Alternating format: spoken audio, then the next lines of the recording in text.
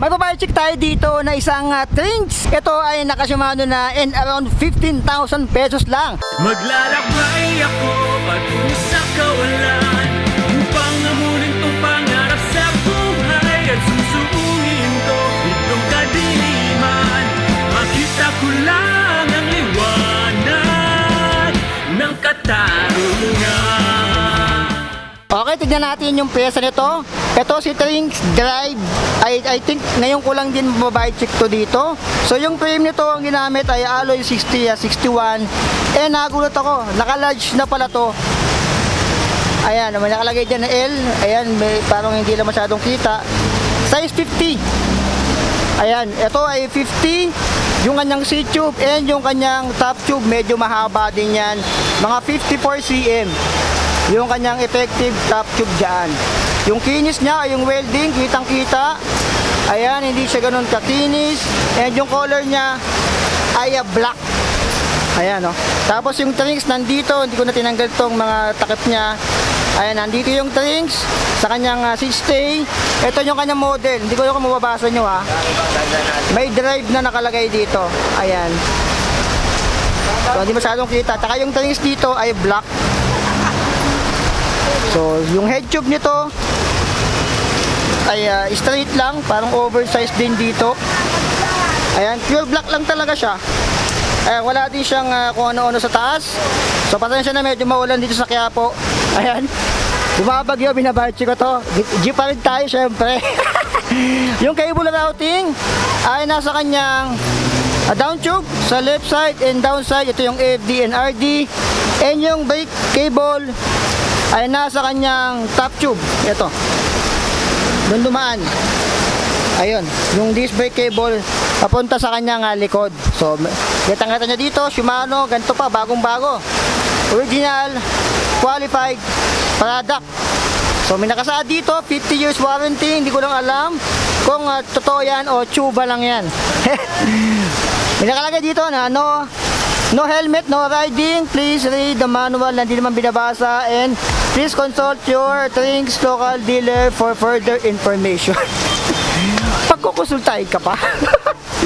Yung FD na ginamit dito ay Shimano Claris na. Ito yung kinaklampa dito o yung clamp on na version ng Claris. So dito naman tayo sa ating lagayan ng beer o ng red doors. Meron dito sa kanyang down tube. Sa C-tube ay wala, pero sana naglagay pa sila kasi nga maluwang pa naman. Ayan, maluwang pa siya dito. Kaya pa ng isang bottle cage dito. Ayan. Kaya pa sana, kaso di nila nilagyan. Naka-large na rin kasi to. Sa crank naman ito ay 50, 34 square taper lang and MPE Pro Wheel. Ayan. So alloy na rin to. Ito yung part na bakal sa kanya. Yung kanyang chain ring dito. Dito naman tayo. Sa kanyang chain, stock lang din, wala siyang brand. So pangkaraniwan yan sa mga nababayad check natin. So dito, tingnan natin. Okay, plain lang din. Ayan, plain lang din sa kanyang chain stay. Yung RD ay naka-plastic pa, nakabalot pa. Claris na rin yung kanyang RD. So ngayon lang yata ako makakabag-bike check ng isang Trinx na gravel bike or road bike na naka Shimano na, pero nasa 15,000 pesos lang and negotiable pa. So dito naman tayo sa sprocket nya. Ito ay cassette na rin. 1, 2, 3, 4, 5, 6, 7, 8. H-speed ito ay 11, 32 teeth yung ginamit.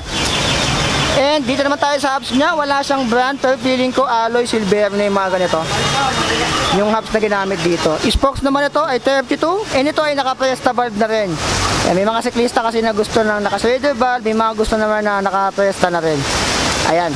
So ito na yata ang pinakamurang road bike na nakita ko na Shimano or gravel bike na naka-presta na ganito. Yung gulong wala siyang specific na brand, parang alien lang din, color black lang siya. Pero ito ay 700 by 30 HC. Ayan. Ayan, focus. Ayan. 30 HC. Yung ginamit dito. Ayaw lang mag-focus pero 30 HC yung nakalagay dito. Ayan, focus ka, papahiya tayo. Ayan, ayaw talaga niya mag-focus. Pagod na. So dito, ito yung 30 HC sa likod. Ayan, yung 30 HC and kung gusto nyo gawing tong Rim brake. Ayan, may slot dito, pero ito feeling ko yung dito pang ano eh. Pwedeng ipilit siguro. Ayan, yung rim brake dito. Pero ito kasi si Trinx Drive ay gravel. Ito ay 160mm rotor sa likod. Naka 6 volts na rin yan. Single piston, mechanical, and QR na rin or quick release sa kanyang likod. Seat post naman ito, 27.2, alloy na rin. And hindi siya nagpapayaran ng seat post. Ayan, medyo madamot. Madamot. Saka meron siya ditong stock pedals. So ito yung manual, hindi naman natin binabasa. Trinx na rin to, and yung saddle niya ay Trinx na rin. Black lang. Plain black lang siya dito. Yung fork naman ay alloy, and napakasimple lang din. Walang aning-aning, color black lang siya dito. So pure black lang talaga si Trinx. Yung wheel set sa unahan, halos same lang din sa likod, or same lang din. Spokes 32, double wall alloy yung rim. And naka-press-tabal din siya dito, 700 by 38C. Ayan, 38C. Ayan, nag-ano din. 38C. Ito yung 38C sa unahan. Ayan. Ito yung 38C sa likod.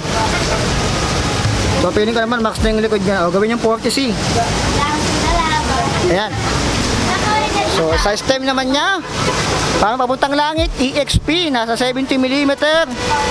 Capacity, papuntang langit.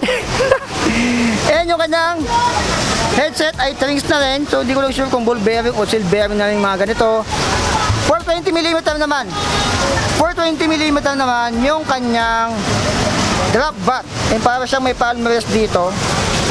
Ayan, hindi siya yung tubular or tubular bilugin. 420mm, and yung kanyang brake and shifter or STI ay Shimano Claris. Ayan. So pasensya na, hindi ko makukuha yung timbang ito. Pero piling ko nasa 13 kg to. Nakalimutan ko yung pantimbang ko sa bahay o sa mansyon. Ayan, si Trinx Drive, naka Shimano Claris na yung FD, yung kanyang RD, yung kanyang STI ay Shimano Claris na rin. So ito, tinanong ko to kung magkano yung STI nito eh. Sabi si Bisikleta Manila, nasa ano yata to, 7,000, hindi ko nagkakamali, or 6K. Ito pa lang. Tapos yung FD and RD pa. Tapos Trinx na rin yung brand nito. So kung naghahanap kayo ng magandang brand ng gravel bike na around 15,000 pesos lang, pwede nyo i-consider to. So ito ay mabibili dito kay Funride sa Quiapo. So ang presyo nito dito ay 15,000 pesos, 15K pero negotiable pa yan. Pwede kayong tumawad kahit wala kayong kasalanan. Ito ay large size frame. So baka meron pa silang small dito. Kung medyo maliit kayo, yung small ang kunin nyo kasi size 50 to. Parang kasing size to ng Beta Half Moon na gamit ko. Ayan, o baka mas malaki pa to. Kasi Half Moon yata 58 to 40 yung size nun. And STI FD ay yung ano, yung brake and shifter STI. Ayan, naka-Claris na rin to.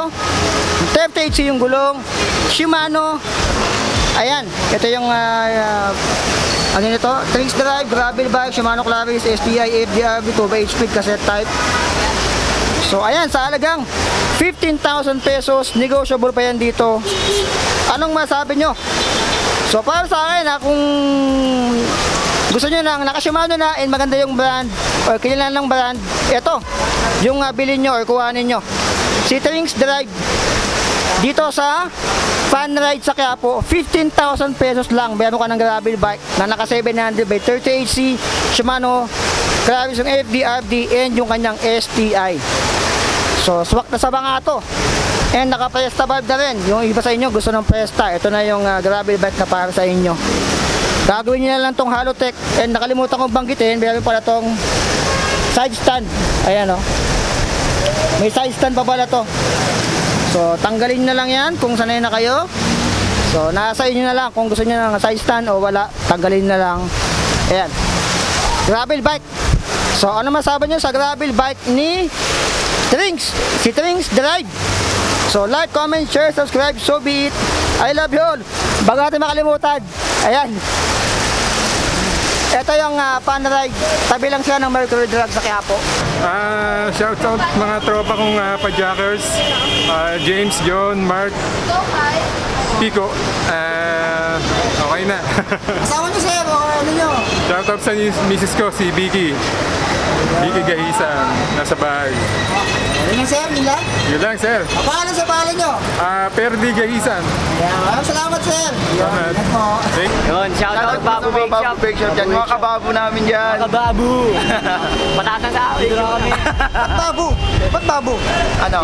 Pangalan ng shop. Pangalan ng shop. Ayan, pangalan ng shop. Sa mga sa babu dyan. Titingin-tingin din po kasi kami na. Titingin-tingin din po. Pangalan niyo? Leonard po. Donald. Boss AJ. Boss AJ. Ano, Naomi po. Hindi ba Naomi? Maraming salamat sa inyong tatlo boss. Ingat. Ride safe ha. Ride safe po. Ride safe.